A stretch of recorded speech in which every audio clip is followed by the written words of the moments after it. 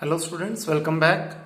आज की क्लास में हम क्लास 12th के थर्ड बुक का चैप्टर 4 करेंगे, जिसका नाम है अकाउंटिंग रेशोज। अकाउंटिंग रेशो हमारा बहुत इंपॉर्टेंट चैप्टर है, क्योंकि ये चैप्टर हमारे प्रैक्टिकल्स में भी काफ़ी हाई वेटेज रखता है, प्लस जो हमारे थ्योरी एग्जाम्स हैं उसमें भी ये एक क्वेश्चन कंफर्म आता ही आता है इस टॉपिक का। तो आइए इसके प्रैक्टिकल पार्ट को स्टार्ट करते हैं। सबसे पहला टॉपिक जो है हमारा वो है लिक्विडिटी रेशो का, जिसे हम शॉर्ट टर्म सॉल्वेंसी रेशोज भी कहते हैं। इसके अंदर दो तरह की रेशो आती है। फर्स्ट है करंट रेशो और सेकंड है लिक्विड रेशो, जिसके दो नाम और हैं, क्विक रेशो या फिर एसिड टेस्ट रेशो। सबसे पहले करंट रेशो। करंट रेशो का फॉर्मूला होता है current assets upon current liability, और इसे एक्सप्रेस करा जाता है रेशो की फॉर्म में, जैसे 7:2, 3:1। अब इसके कंटेंट्स डिस्कस कर लेते हैं। सबसे पहले करंट एसेट्स। करंट एसेट्स में क्या क्या आता है? इसमें आ जाता है हमारा current investment, short term investment, marketable securities, stock, जिसका दूसरा नाम इन्वेंट्रीज भी होता है। इसमें लेकिन लूज टूल्स, स्टोर्स और स्पेयर्स को हमने इंक्लूड नहीं करना। नेक्स्ट है ट्रेड रिसीवेबल। इसके अंदर बिल रिसीवेबल और डेटर दोनों आएंगे, और दोनों में से हम प्रोविजन फॉर डाउटफुल डेब्ट्स को माइनस कर देंगे। नेक्स्ट है cash in hand, cash at bank, checks in hand, draft in hand, short term loan advances जो कंपनी ने, ऑर्गेनाइजेशन ने किसी को दी हुई है, prepaid expense, accrued income etcetera.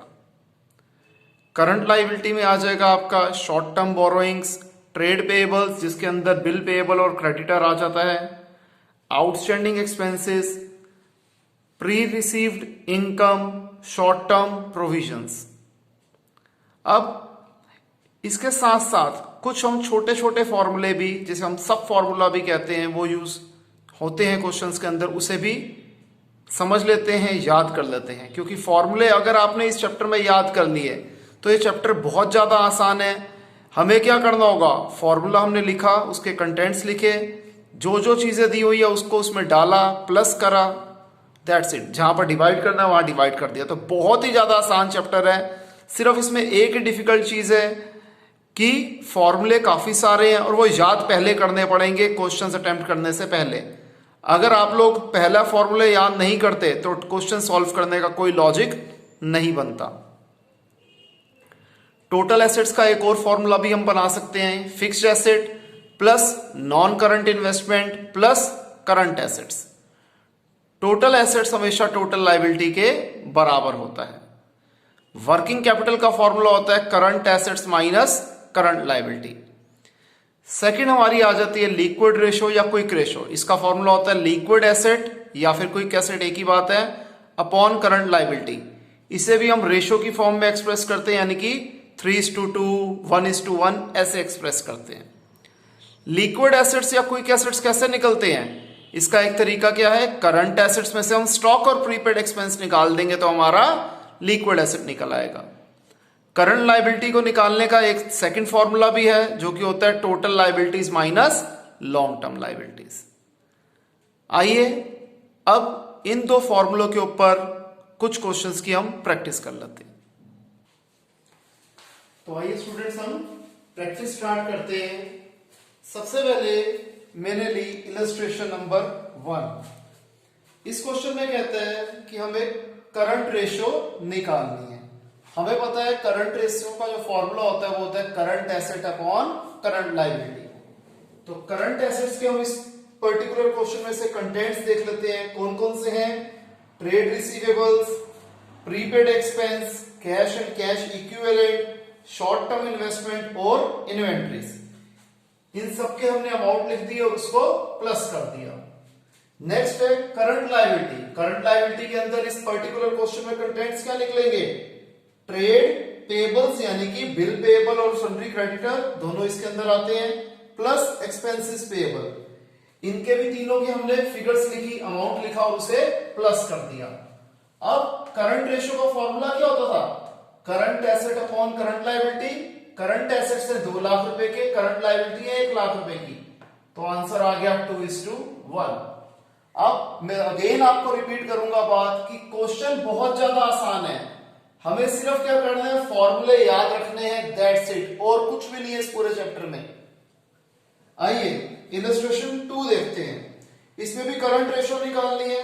Current ratio का फॉर्मूला क्या होता है, current asset upon current liability, लेकिन इस बार करंट एसेट्स के हमें कंटेंट्स भी दे रखे, तो हम दूसरा फॉर्मूला लगाएंगे, कौन सा, कि टोटल एसेट होता है fixed asset plus non current investment plus current assets.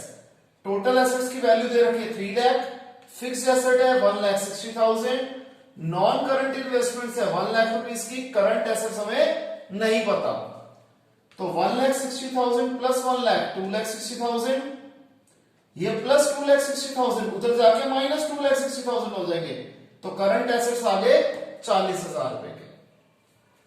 इसके बाद आपको पता है टोटल एसेट्स किसके बराबर होता है, टोटल लायबिलिटी, जिसके अंदर शेयर होल्डर फंड भी इंक्लूडेड होता है।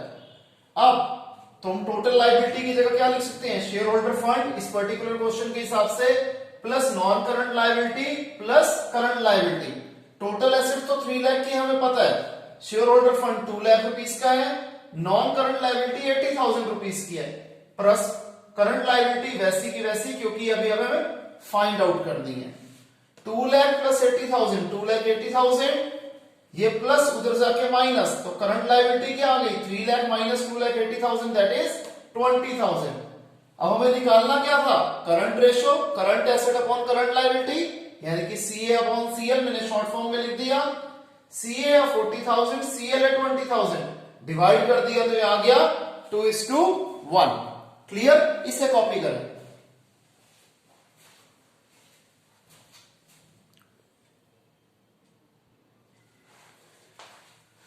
आइए स्टूडेंट्स, अब हम करते हैं इलस्ट्रेशन नंबर 4।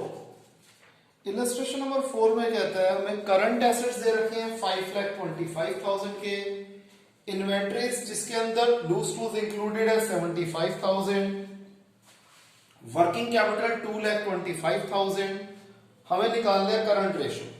करंट रेशियो में यूज होता है करंट एसेट और करंट लायबिलिटी। करंट एसेट तो हमारे पास है लेकिन करंट लायबिलिटी नहीं है, तो सबसे पहले हम क्या करते हैं, वर्किंग कैपिटल का इसके अंदर हम फॉर्मूला यूज करेंगे, क्योंकि हमें क्या दिया हुआ इस बार क्वेश्चन में, वर्किंग कैपिटल भी दिया हुआ और करंट एसेट भी दिया हुआ है। आपको पता है WC वर्किंग कैपिटल किसके बराबर होता है, current asset minus current liability. Working capital हमें दे रखा है 2,25,000, करंट एसेट दे रखा है 5,25,000 माइनस CL, ये प्लस 5,25,000 उधर जाके माइनस 5,25,000 आ जाएगा, सब्ट्रैक्ट करके आंसर आ गया माइनस 3 लाख। ये किसके बराबर होगा, माइनस CL के, माइनस से माइनस कर गया, नॉर्मल जैसे मैथमेटिक्स करते हैं वही करना है इसमें, तो CL यानी कि करंट लायबिलिटीज आ गई 3 लाख रुपीस की। अब नेट करंट एसेट्स क्या हो जाएंगे, current assets minus loose tools. अब यहाँ एक क्वेश्चन पैदा होता है कि सर आपने करंट एसेट्स यहां तो डायरेक्ट 5,25,000 ले लिए, लेकिन यहां पर आप माइनस क्यों कर रहे हो, क्योंकि जब हम फॉर्मूले में यहां पर करंट एसेट्स का यूज करेंगे तो वो लूज टूल्स सब्ट्रैक्ट करके करेंगे, जबकि जब हम वर्किंग कैपिटल में यूज करते हैं तो हम उसके अंदर लूज टूल्स को माइनस नहीं करते। तो नेट करंट एसेट्स हो गए CA minus loose tools, CA means current asset, 5,25,000 में से 75,000 की आ गया 4,50,000। अब करंट रेशियो क्या होती है, current asset upon current liability. Current assets कितने हैं, 4.5 लाख रुपए के, करंट लायबिलिटी 3 लाख रुपीस की, यह आंसर आ गया 3:2। आइए अब हम करते हैं इलस्ट्रेशन नंबर 8। इस क्वेश्चन में कहता है करंट रेशियो है 2.5:1, वर्किंग कैपिटल है 60,000, बताओ करंट एसेट और करंट लायबिलिटी कितने रुपए की है। आपको पता है करंट रेशियो का फॉर्मूला क्या होता है, current asset upon current liability, जो कि दिया हुआ है 2.5/1, क्रॉस मल्टीप्लाई कर लेते हैं, CA into 1 CA, 2.5 into CL 2.5 CL, current assets क्या है 2.5 CL है। वर्किंग कैपिटल क्या होता है, current asset minus current liability. Working capital हमें दिया हुआ 60,000, CA की वैल्यू क्या है 2.5 CL और माइनस CL वैसे का वैसा, दोनों CL की फॉर्म में आ गए, 2.5 CL में से 1 CL निकाल दो, क्या आ जाएगा 1.5 CL, जो कि 60,000 के बराबर है। 1.5 यहां CL से मल्टीप्लाई हो रहा है, उधर जाके डिवाइड हो जाएगा जब हम इज इक्वल टू के ऑपोजिट साइड पे लेके जाएंगे, तो CL आ गया 40,000। अब CL निकल आया, CA क्या था 2.5 CL, 2.5 इंटू CL की वैल्यू क्या 40,000, तो 2.5 इंटू 40,000 1 लाख, CA आ गया वापस 1 लाख रुपीस का। क्लियर, इजी क्वेश्चन है। आगे देखते हैं, अब हम करते हैं इलस्ट्रेशन 13। जो इलस्ट्रेशन स्किप करवा रहा हूं वो सारी की सारी आप घर में अटेम्प्ट करेंगे, और स्टिल अगर किसी को कोई डाउट आता है, जो क्वेश्चंस हम अभी अटेम्प्ट कर रहे हैं या फिर जो हमने स्किप करे हैं, वो सारे हम लाइव क्लास में डिस्कस करेंगे। इस क्वेश्चन में कहते हैं कि करंट एसेट्स हैं 6 लाख रुपीस के, करंट लायबिलिटीज हैं 4 लाख रुपीस की। जो फर्म का अकाउंटेंट है वो चाहता है करंट रेशियो को 2:1 पे मैं मेंटेन कर दूं, और कैसे मेंटेन करूं, कुछ करंट लायबिलिटी की पेमेंट करने के बाद, और जब मैं ये पेमेंट कर दूं तो करंट रेशियो 2:1 होनी चाहिए। बताओ कितने रुपए की वो करंट लायबिलिटी पे ऑफ करेगा। देखिए जी, हमें करंट एसेट और करंट लायबिलिटी दी हुई है। मैं मान लेता हूं कि करंट लायबिलिटी जिसकी वो पेमेंट करे, जिसके बाद रेशियो 2:1 हो जाए, वो करंट लायबिलिटी का अमाउंट मान लेता हूं मैं एक्स। अब मैंने यहां शॉर्ट में लिखा है CAAP, यानी कि करंट एसेट आफ्टर पेमेंट क्या हो जाएगा 6 lakh minus x, 6 lakh minus x, क्योंकि जो करंट लायबिलिटी की पेमेंट करेंगे किससे करेंगे, आइदर कैश और बैंक से, तो हमारा करंट एसेट तो रिड्यूस होगा ही होगा।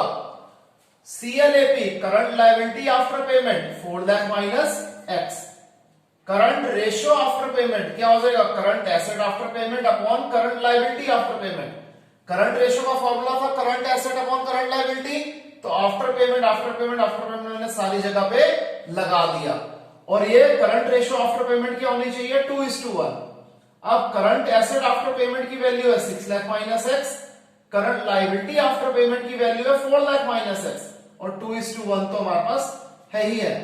Cross multiply 6 lakh minus x into 1, 6 lakh minus x, 4 lakh minus x into 2, 4 lakh into 2 8 lakh, minus x into 2 minus 2x, 6 lakh वैसे का वैसा। अब नॉर्मल मैथमेटिक्स कर रहा हूं, 8 लाख वहां जाके माइनस 8 लाख, माइनस 2x वैसे का वैसा, माइनस एक्स उधर जाके plus X, minus 2 lakh is equal to minus X, minus से माइनस कट गया, एक्स आ गया 2 लाख रुपीज, यानी कि 2 लाख रुपए की करंट लायबिलिटी की पेमेंट करने के बाद अकाउंटेंट जो है अपने ऑब्जेक्टिव में कामयाब हो जाएगा और करंट रेशियो बन जाएगी 2:1।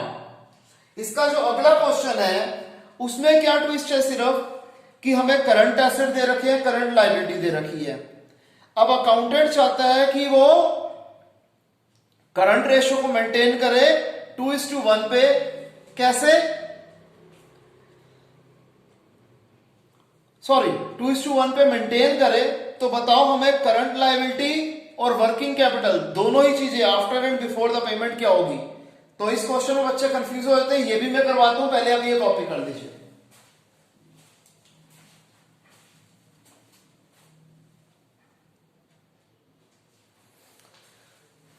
तो आइए हम करते हैं इलस्ट्रेशन नंबर 14। इसमें कहता है फर्म के पास करंट एसेट्स हैं 3 लाख रुपीस के। अब इन्होंने 60,000 की करंट लायबिलिटीज की पेमेंट कर दी, और ये पेमेंट करने के बाद करंट रेशियो है 2:1। बताओ करंट लायबिलिटीज कितनी है और वर्किंग कैपिटल कितनी है, दोनों ही चीजें निकाल दी before and after the payment was made. हमें दिया हुआ है करंट एसेट्स नॉर्मल, तो यानी कि करंट एसेट बिफोर पेमेंट है रुपीस 3 लाख, मैंने मान लिया करंट लायबिलिटी बिफोर पेमेंट है x रुपीस, तो करंट एसेट आफ्टर पेमेंट क्या हो जाएगा 60,000 की पेमेंट करी है, 3 लाख माइनस 60,000 दैट इज 2,40,000, और करंट लायबिलिटी आफ्टर पेमेंट होगी x माइनस 60,000। अब करंट रेशियो आफ्टर पेमेंट क्या होता है, current asset after payment upon current liability after payment. ये हमें 2:1 दे रखी है। करंट एसेट आफ्टर पेमेंट की वैल्यू है 2,40,000, करंट लायबिलिटी आफ्टर पेमेंट की वैल्यू है x माइनस 60,000। क्रॉस मल्टीप्लाई कर देते हैं, 2 into x minus 60,000 is equal to 2,40,000 into 1, 2 into x, 2x, 2 into minus 60,000 minus 1,20,000 is equal to 2,40,000. 2x is equal to 2,40,000, ये minus 1,20,000 वहां जाके plus 1,20,000, 2x आ गया 3,60,000, तो x की वैल्यू क्या आ जाएगी 3,60,000 अपॉन 2 दैट इज 1,80,000। अब करंट लायबिलिटी बिफोर पेमेंट हमने x मानी थी यानी कि 1,80,000 रुपए, तो करंट लायबिलिटी आफ्टर पेमेंट क्या हो जाएगी x माइनस 60,000, 1,80,000 माइनस 60,000 ये आ गया 1,20,000। वर्किंग कैपिटल बिफोर पेमेंट क्या हो जाएगी current asset before payment minus current liability before payment. Current asset before payment की वैल्यू है 3 lakh, current liability before payment की वैल्यू है 1,80,000, डिफरेंस आ गया 1,20,000। फिर हमें निकालना है वर्किंग कैपिटल आफ्टर पेमेंट, ये क्या होता है current asset after payment minus current liability after payment. Current asset after payment की वैल्यू है 2,40,000, करंट लायबिलिटी आफ्टर पेमेंट की वैल्यू है 1,20,000, डिफरेंस आ गया 1,20,000। तो स्टूडेंट्स आज के लिए इतना ही, मिलते हैं नेक्स्ट क्लास में, इसके टॉपिक के आगे हम कंटिन्यू करेंगे। Okay students, bye, take care.